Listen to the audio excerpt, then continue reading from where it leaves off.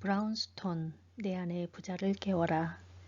이 책은 부자 되는 걸 방해하는 심리적 장애물의 속성과 이를 제거하고 극복하는 방법, 실전 투자법 등을 제시합니다.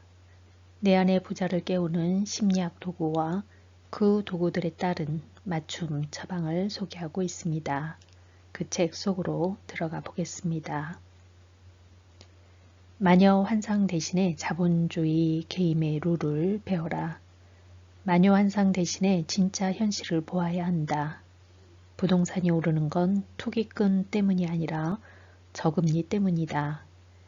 빈익빈 부익부가 되는 건 부자들의 착취 때문이 아니라 원래 자본주의가 그러하기 때문이다. 똑같은 시간을 일했지만 똑같은 월급을 받지 못하는 게 억울한 일이 아니다. 예전에 값이 같았던 아파트라고 해서 똑같은 속도로 오르지 않는 게 자본주의 시장의 게임의 룰이다. 돈 버는 기계를 장만하지 못하면 스스로 돈 버는 기계로 전략해야 하는 게 자본주의 게임의 룰이다. 부자가 되려면 마녀 환상에서 벗어나 빨리 자본주의 게임의 룰을 배워라. 환경에 적응하지 않으면 자연은 용서하지 않는다. 공룡이 사라진 이유도 환경 적응에 실패했기 때문이다. 이제 당신의 생각을 바꿀 필요가 있다. 정글에서 사자가 영양을 잡아먹었다고 해서 사자가 나쁜 놈이고 영양이 착한 피해자인 것은 아니다. 빨간색의 메뚜기가 들판을 보며 왜 들판은 붓지 않고 파란색일까 하고 불평만 했다. 그러는 동안에 그 메뚜기는 하늘을 나는 새의 눈에 띄어 잡아먹히고 말았다. 적응하지 않고 불평만 한 메뚜기의 종말이다. 우리에게 필요한 것은 비판이 아니라 적응이다. 적응하려면 자본주의 게임의 룰을 알아야 한다. 자본주의 시장의 게임 법칙을 모르면 마녀환상에 빠져 낙오하기 쉽다. 부자 되고 싶다면 가난해도 부자의 줄에 서라. 집값이 오를 땐 부자 동네가 더 많이 오르고 집값이 내릴 땐 가난한 동네 집값이 더 많이 내린다. 주가가 오를 땐 우량 1등주가 많이 오르고 주가가 하락할 땐 부식주들이 더 많이 하락한다. 골프 회원권 가격도 내릴 때 최고가 회원권보다 저가 회원권 가격이 더 많이 내린다. 부동산 투자도 마찬가지다. 내 집 마련은 어디에 하는 게 좋은가? 지방보다는 수도권이 좋고 수도권보다는 서울이 좋고 강북보다는 강남이 좋으며 강남에서는 서쪽보다 동쪽이 좋다. 요는 부자들이 살거나 향후 살만한 지역 근처에 살아야 집값이 오른다. 왜냐하면 자본주의 체제는 잘 사는 사람은 더 잘 살게 되고 잘 사는 사람이 많은 지역에는 각종 서비스와 편의시설이 앞다투어 들어섰기 때문이다. 부동산이 오른 진짜 이유는 저금리 때문이다. 금리가 낮아지면 채권 가격과 부동산 가격이 오른다. 이자 비용이 싸져 대출받아서 집을 사려는 사람이 늘어나기 때문이다. 미국이 9번에 걸쳐서 금리를 내린 덕택에 지금 국제금리가 40년 만에 최저 수준이다. 40년 동안에 한 번 있을 정도로 극적인 저금리 상황에 있다는 말이다. 현재의 부동산 가격 수준이 거품인지 아닌지는 누구도 자신 있게 말할 수 없다. 그러나 만약에 금리가 오르기 시작하면 부동산 가격은 폭락할 수도 있다는 최악의 시나리오를 항상 염두에 두는 게 좋다. 폭등 뒤에는 언제나 급락이 뒤따랐다. 폭등 후에 천천히 가격이 내린 경우는 한 번도 없었다. 그래서 투자자들은 향후 금리 인상에 대비해서 무리한 부동산 베팅은 삼가야 한다. 특히 상가나 상업용 건물은 금리 인상의 직격탄을 맞게 된다. 미국의 경우 모기지 금리가 2% 오른다면 부동산이 약 30% 하락할 수 있다는 연구 결과도 있다. 부동산을 움직이는 가장 중요한 요소는 바로 금리다. 당신이 향후 금리 전망을 잘 할 수 있다면 부동산으로 돈 벌기는 누워서 떡 먹기보다 쉽다. 아파트 가격이 너무 오른 게 아니라 사실은 돈 가치가 떨어졌다. 돈은 찍어낼수록 가치가 없어진다. 돈은 어떻게 찍어내는가? 정부가 국민들로 하여금 땅 파고 공사하게 하고 대가로 돈을 지불하면 돈이 늘어난다. 또 수출업자가 수출로 번 달러를 한국은행에서 원화로 바꾸면 돈이 늘어난다. 또 돈을 은행에서 개인들에게 대출해주면 돈이 늘어난다. 최근에 금융기관이 가계대출을 급격히 늘리면서 가계대출이 여러 배로 늘어났다. 정말로 어마어마한 돈이 급격히 풀린 것이다. 그러니 최근에 부동산 가격이 오를 수밖에 없었다. 부자가 더 부자되고 가난한 자가 더 가난해지는 이유는 무조건 노력한다고 인생과 재테크에서 성공하는 게 아니다. 세상 돌아가는 법칙을 아는 것이 더 중요하다.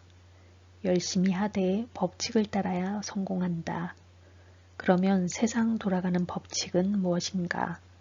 80대 20의 법칙이다. 1897년 이탈리아 경제학자 빌프레드 파레토가 발견한 파레토 법칙이다. 20%의 인구가 80%의 돈을 가지고 있고 20%의 근로자가 80%의 일을 하며 20%의 소비자가 전체 매출액의 80%를 차지한다는 것이다. 이 법칙에 따르면 시장은 점차 양극화된다. 승자가 모든 것을 차지하는 승자, 독식 사회가 된다는 것이다. 이런 법칙이 마음에 안 드는가? 마음에 안 든다고 불평해봐야 소용없다. 세상이 원래 그렇다. 지구가 평평하지 않고 둥글다고 불평해본들 무슨 소용이 있는가? 세상에 맞서봐야 소용없다. 필요한 건 적응이다. 법칙을 모르는 개미 투자자들은 열심히 삼류 기업에 주식 투자하고 노력하지만 망한다. 반면에 외국인 투자자들은 시가총액 상위 기업에만 투자를 집중한다. 법칙을 모르는 초보 투자자는 싸구려 상가를 분양받지만 프로 투자자는 돈을 더 주고라도 알짜 상가만을 산다. 법칙을 모르는 일반인은 싼 지역과 소형 아파트를 선호한다. 그러나 베테랑은 비싼 지역의 대형 아파트를 산다. 재테크에서 성공하려면 80대 20의 법칙을 알고 상위 소수의 기업, 상위 부동산에 집중 투자해야 한다. 재테크에서 성공하기 위해서는 이 법칙을 따르는 것이 노력이나 타고난 재능보다 더욱 중요하다. 오피스텔 투자는 큰 이득을 보기 어렵다. 자본주의 시장 경제에서 모든 제한은 수요 공급에 의해서 가격이 결정된다. 그런데 오피스텔 공급이 제한되지 않는다.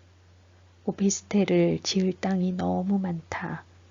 오피스텔 가격이 오르면 금방 건설업자들이 오피스텔을 분양해버리기에 오피스텔은 항상 공급이 넘쳐서 가격이 오르지 않는다. 반면에 아파트는 지을 수 있는 땅이 제한되기에 쉽게 많이 지을 수 없다. 아파트 투자가 상가와 오피스텔 투자보다 성적이 좋았던 이유는 단 하나, 바로 상대적으로 공급이 쉽지 않다는 점이다. 그래서 아파트 불패는 있어도 상가 불패와 오피스텔 불패란 말은 없다. 인간의 인식 능력은 매우 제한되고 불완전하다. 타고난 이 불완전한 인식 체계 때문에 우리는 종종 행운만 바라보게 되고 최악의 사태를 대비하지 못하며 과도한 확신으로 올인 투자를 하며 미래를 알 수 있다고 착각하여 헛다리 투자를 하게 된다. 개구리는 인식체계가 너무 단순하다 보니 때로 실수를 할 때도 있다. 예를 들면 파리가 움직이지 않으면 파리를 먹이로 인식하지 못한다. 아무리 배고픈 개구리라도 움직이지 않는 파리를 코앞에 두고 굶어 죽는다. 개구리의 실수는 현실을 있는 그대로가 아닌 왜곡된 형태로 보게 된 대가다. 인간은 보고 싶은 것만 보도록 진화했다. 인간의 인식 능력은 매우 제한되고 불완전하다. 타고난 이 불완전한 인식 체계 때문에 우리는 종종 행운만 바라보게 되고 최악의 사태를 대비하지 못하며 과도한 확신으로 올인 투자를 하며 미래를 알 수 있다고 착각하여 헛다리 투자를 하게 된다. 마치 개구리가 눈앞에 파리를 두고 굶어 죽는 것과 같은 실수를 저지르게 되는 것이다. 불행하게도 우리 두뇌는 현실을 정확히 인식하지도 못하고 오히려 치명적인 결함까지 가지고 있다. 그래서 우리는 종종 이러한 두뇌의 현실 인식 시스템의 결함 때문에 재테크에 실패하게 된다. 두뇌의 인식 체계 결함에는 세 가지가 있다. 행운, 편향, 인식, 모르는 것도 안다는 착각, 동가 자신에 대한 부정적 해석, 이 세 가지다. 우리는 이 세 가지 때문에 부자가 되지 못한다. 인간은 자신이 행운을 맞을 가능성은 과대평가하는 반면에 불행을 겪게 될 가능성은 과소평가하는 경향이 있다. 이러한 행운 편향 인식은 두뇌의 선택적 지각 때문이기도 한다. 선택적 지각이란 보고 싶은 것만 보고 보기 싫은 것은 회피하는 우리 두뇌의 인식 특성을 말한다. 백화점에 가면 자기가 좋아하는 브랜드가 눈에 잘 띄고 서점에 가면 좋아하는 책이 눈에 잘 띄는 이치다. 반면에 끔찍하고 역겨운 장면이 나오면 시선을 돌린다. 이것이 바로 선택적 지각 때문이다. 우리의 두뇌가 불행은 외면하고 행운만 쳐다보는 편향성을 가졌기에 우리는 재테크에 실패한다. 그래서 자기가 고른 주식이 대박을 가져다 줄 것이라고 착각한다. 그리고 최악의 상황을 고려해서 보험에 가입하는 대신에 로또를 사고 막권을 산다. 재테크에 있어서 고수와 하수의 차이는 무엇인가? 하수는 행운 편향 인식 때문에 행운만 기대하지만 고수는 언제나 최악의 상황에도 대비한다. 하수는 예측하려 하지만 고수는 대응하려 한다. 인간의 능력으론 향후 장세를 예측할 수 없다. 향후 장세 전망을 알 수 있는 사람은 아무도 없다. 이 사실만 제대로 깨우치면 당신은 고수다. 전설적인 펀드 매니저 피터 린치가 한 말이다. 나는 차트로 내일의 주가를 알려고 하지 않습니다. 또 거시경제나 산업 전망을 보고 투자하지 않습니다. 나는 내일 주가가 오를지 내릴지 예측하지 않습니다.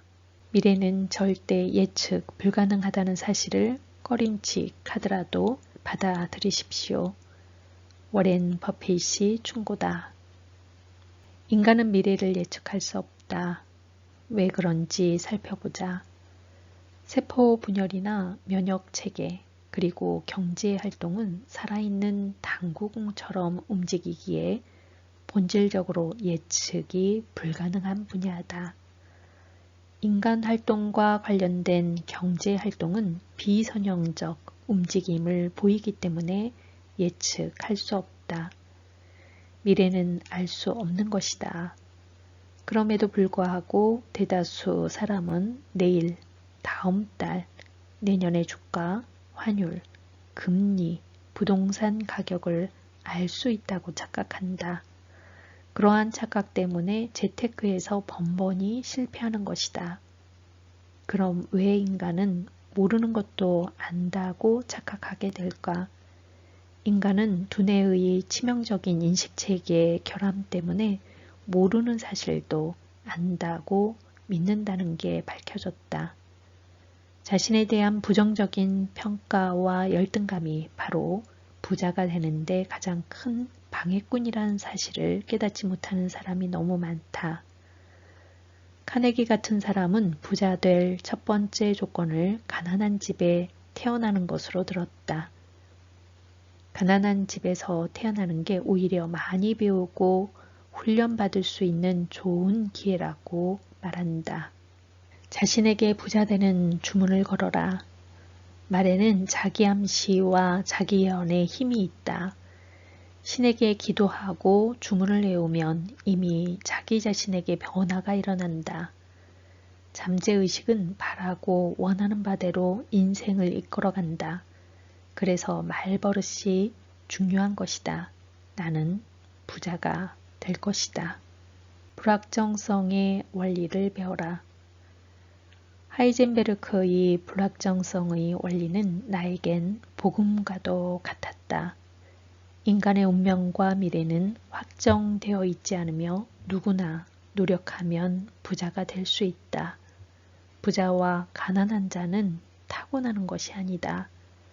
하이젠베르크는 불확정성의 원리라는 과학으로 그동안 우리를 구속한 점성술사, 예언가, 점쟁이를 때려눕혔다.